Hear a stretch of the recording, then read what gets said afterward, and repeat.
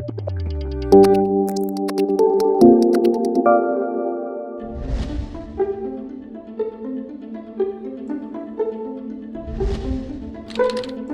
е најсериозниот, најмалигнен тумор на кожата.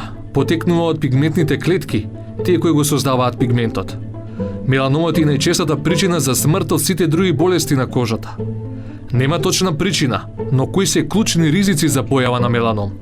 Најчесто акутни изгореници од сонце во младоста, но и семена историја за болеста.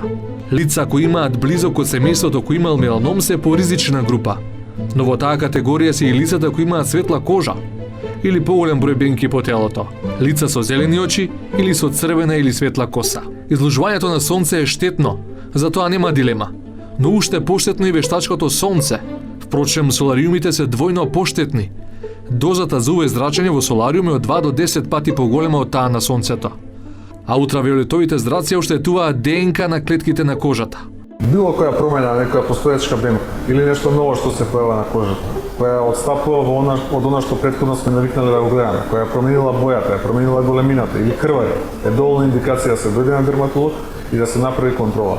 Вообичаено правиме дермоскопски преглед, тоа е метода која за 50% го има подобрено раното откривање на овој најопасен рак на кожата. Важни се и превентивните прегледи. Проверката еднаш годишно може да значи и спас.